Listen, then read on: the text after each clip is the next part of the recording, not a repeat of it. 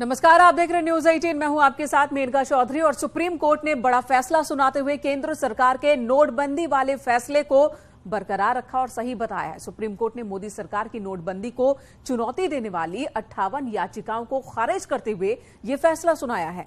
Justice Abdul Nazeer की अध्यक्षता वाली 5 जजों की संवैधानिक बेंच ने 4:1 के बहुमत से, यानी कि 1 के मुकाबले 4 के बहुमत से नोटबंदी के पक्ष में फैसला सुनाया।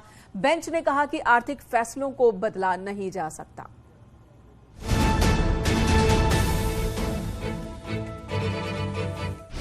8 नवंबर 2016 जब देश में नोटबंदी का फैसला लिया गया।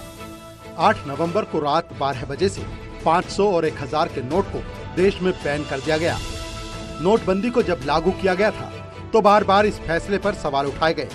ऐसी अफवाह फैलाई गई कि इससे देश की अर्थव्यवस्था बर्बाद हो जाएगी, देश कई दशक पीछे चला जाएगा, लेकिन ऐसा बिल्कुल नहीं हुआ। अब सुप्रीम कोर्ट की संवैधानिक पीठ ने नोटबंदी के फैसले पर सरकार को बड़ी राहत दी है।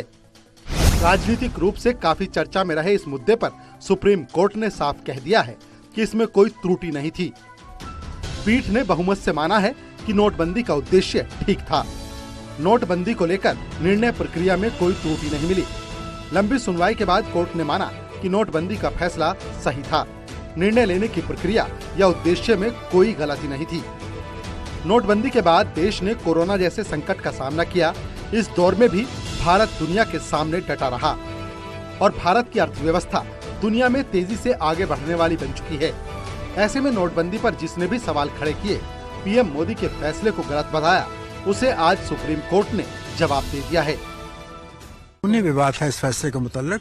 आज देश के सर्वोच्च न्यायालय के फैसले के बाद वो विवाद खत्म होना चाहिए। इस विवाद को अगर विपक्ष आगे बढ़ाना चाहता है तो पॉलिटिकल तौर पर वो आगे बढ़ा सकता है। ये ऑपोजिशन पार्टीज के विवेक के ऊपर है। मगर आपने जो मुझसे सवाल किया कि कानूनी जो बहस थी इसके मुताल्लिक, आज वो खत्म हो गई है, अनलेस कोई क्यूरेटिव पिटीशन डाले या रिव्यू पिटीशन डाले। नोटबंदी के फैसले को गलत साबित करने के लिए विपक्ष ने हर वो पैंतरा आजमाया जिससे सरकार को कटघरे में खड़ा किया जा सके और नोटबंदी के फैसले के खिलाफ 58 याचिकाएं दाखिल करा दी गई थी, जिस पर आज सुप्रीम कोर्ट का अहम फैसला आया जो सरकार के पक्ष में था। दिल्ली की सत्ता के गलियारे की सत्ता के दलालों की नाकेबंदी हुई, लूटलाबी में तालाबंदी हुई, उससे तमाम चारों तरफ बौखलाहट का माहौल दिखाई पड़ा। लोगों ने कंफ्यूजन पैदा करने की कोशिश की, हाहाकार पैदा करने की कोशिश की, हंगामा पैदा करने की कोशिश की, लेकिन उसके बाद लोकसभा का चुनाव होता है, उसी के बाद जो है विधानसभाओं के चुनाव होते हैं और इस डिमोनेटाइजेशन के मोदी जी के फैसले पर जनता की अदालत उस पर पुख्ता मुहर लगाती है और आज जो है वो भारत की सबसे बड़ी अदालत ने लिया। इसे सत्यमेव जयते। देखिए, कुछ लोगों को ये उम्मीद थी कि सुप्रीम कोर्ट नोटबंदी के फैसले को गलत सिद्ध करेगा, पर मुझे तो उम्मीद थी कि नोटबंदी के फैसले को सही ठहराएगा। और मैं विपक्ष से भी अब कहना चाहता हूं कि मोदी सरकार के हर एक फैसले का विरोध ना करें, सिर्फ विरोध के लिए विरोध ना करें। थोड़ा उन्हें भी सोचना चाहिए कि देश किस तरफ जा रहा है। नोटबंदी का खास मकसद काले धन पर लगाम लगाना था, आतंकियों नक्सलियों की कमर तोड़ना था, नकली नोटों को खत्म करना था और देश को कैशलेस बनाना था, जिसके लिए सरकार ने पूरी कोशिश की। और उसी का असर है कि भारत में डिजिटल क्रांति आई। छोटे छोटे व्यापारी भी ऑनलाइन बैंकिंग से जुड़ते गए, जिसका नतीजा ये कि अमेरिका, चीन और जर्मनी समेत कई विकसित देशों से डिजिटल पेमेंट के मामले में भारत आगे है और हमारी तरक्की के आगे बड़े बड़े देश पीछे छूट गए। Bureau report, news 18।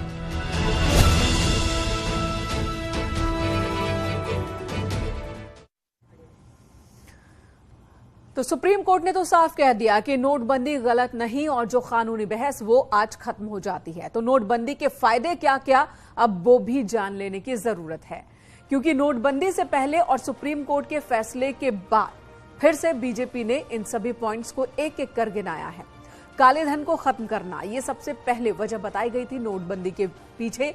देश को कैशलेस बनाना है, वहीं डिजिटल पेमेंट को बढ़ावा देना, नकली नोटों को खत्म करना, आतंकियों की कमर तोड़ना और नक्सलियों की फंडिंग पर रोक लगाना, ये वो वजहें हैं जो पहले गिनाई गई थी और ये फायदे भी गिनाए जा रहे हैं बीजेपी सरकार की ओर से कि नोटबंदी की वजह से सबसे ज्यादा फायदा ये हुआ कि नक्सलियों की फंडिंग रुकी, आतंकियों की कमर टूटी, आर्थिक जो तंत्र उनके साथ मजबूत था वो चोट पहुंचाई गई है, जिसकी वजह से आतंकियों को नुकसान हुआ है। आज सुप्रीम कोर्ट का एक बहुत ही महत्वपूर्ण फैसला आया है, जिसमें उन्होंने 2016 के नरेंद्र मोदी सरकार के ऐतिहासिक फैसले, जिसमें 500 और 1000 के नोट को डिसर्कुलेट किया गया था, डिमोनेटाइज किया गया था, उसकी वैधानिकता को चुनौती देने वाले सारे याचिकाओं को अस्वीकार कर दिया है। 2-3 बातें बड़े विश्वास के साथ कही जा सकती हैं। पहला कि this whole exercise was done for a valid cause, namely removing fake currency, containing terror funding, black marketing, etc. कितना बड़ा तूफान हंगामा खड़ा किया गया था कांग्रेस पार्टी ने डिमोनेटाइजेशन को लेकर के। यह सिर्फ यही नहीं हुआ था, राहुल गांधी विदेश में भी जाते थे तो इसी के बारे में बोलते थे, आपको मालूम है। और दूसरी बात क्या है कि जिस तरीके से शब्दों का प्रयोग किया गया, बाकी किया गया, वो बहुत ही दुर्भाग्यपूर्ण है। एक बात हम बार बार कहते थे और बड़े गर्व से कहते थे कि डिमोनेटाइजेशन का उद्देश्य गरीब कल्याण भी है। The BJP was very firm in espousing the great commitment of Shri Narendra Modi ji that this is designed to subserve the interests of the poor, and secondly, to bring in cleanliness in our economy.